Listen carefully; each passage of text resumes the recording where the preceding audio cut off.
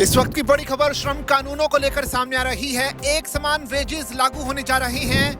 Basic पे पर भी अब सरकार ने स्थिति साफ कर दी है। एक बड़ा अपडेट बेसिक पे को लेकर आया है, क्योंकि श्रमिकों के बेसिक पे पर कंपनियां लगातार नजर गड़ाए हुए थी।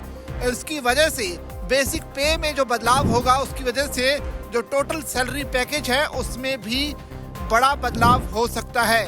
ये खबर सामने आ रही है, क्योंकि चाहे आपका जो सालाना सीटीसी हो 7 लाख हो, 10 लाख हो या फिर 15 लाख हो, सैलरी पैकेजों में बदलाव आ सकता है। क्योंकि नए श्रम कानून की वजह से सरकार ने स्पष्ट कर दिया है कि अब वेजेस की एक समान परिभाषा लागू होगी। इसके मुताबिक कर्मचारी की बेसिक पे, डीए यानी महंगाई भत्ता और रिटेनिंग अलाउंस कुल सीटीसी का कम से कम 50% होना अनिवार्य है। आपको बता दें कि 21 नवंबर से नए लेबर लॉ लागू हो चुके हैं। इस लेबर लॉ में सरकार ने स्पष्ट कर दिया है कि अब वेजेस की एक समान परिभाषा लागू होगी। इसके मुताबिक कर्मचारी की बेसिक पे, डीए यानी महंगाई भत्ता और रिटेनिंग अलाउंस कुल सीटीसी का कम से कम 50% होना अनिवार्य है।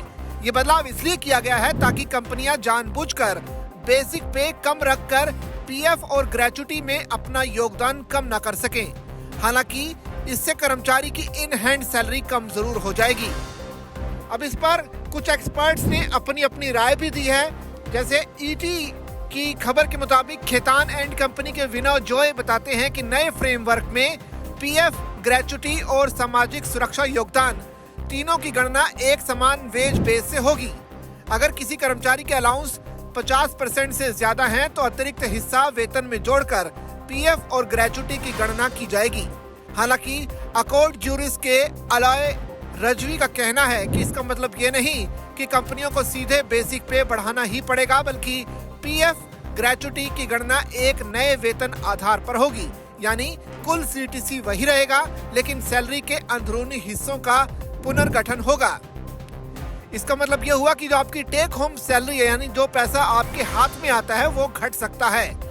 सारिल अमरचंद मंगलदास की सौम्या कुमार कहती हैं कि वो अब सामाजिक सुरक्षा योजनाओं की गणना एक ही वेज बेस पर करेंगी। इसलिए कंपनियों को अपना सीटीसी स्ट्रक्चर इस तरह बदलना होगा कि कम से कम 50% वेतन पीएफ कटौती के दायरे में आ जाए। इससे कर्मचारियों के हाथ में मिलने वाली सैलरी घट सकती है, खासकर उन जगहों पर जहां पीएफ केवल कम बेसिक पे पर कटता था। अब आखिर में इसका गुणागणित समझ लेते हैं कि आखिर सीटीसी पर क्या असर पड़ेगा। मान लीजिए 7 लाख रुपए सीटीसी वाले कर्मचारी है, तो उसका बेसिक वेतन करीब 2,80,000 रुपए से बढ़कर 3.5 लाख रुपए हो जाएगा। इसके चलते पीएफ योगदान 33,600 रुपए से बढ़कर 42,000 रुपए और ग्रेच्युटी 13,468 रुपए से बढ़कर 16,835 रुपए तक पहुंच जाएगी। कुल मिलाकर टेक होम सैलरी 6,52,932 रुपए से घटकर 6,41,165 रुपए रह जाएगी। ठीक इसी तरह 10 लाख रुपए सीटीसी पर बेसिक वेतन भले ही 4 लाख रुपए यानी 40% ही रहे, लेकिन संशोधित नियमों के तहत ग्रेच्युटी वेज 7,17,000 रुपए मानी जाएगी। इससे ग्रेच्युटी 19,240 रुपए से बढ़कर 34,510 रुपए तक पहुंचने का अनुमान है।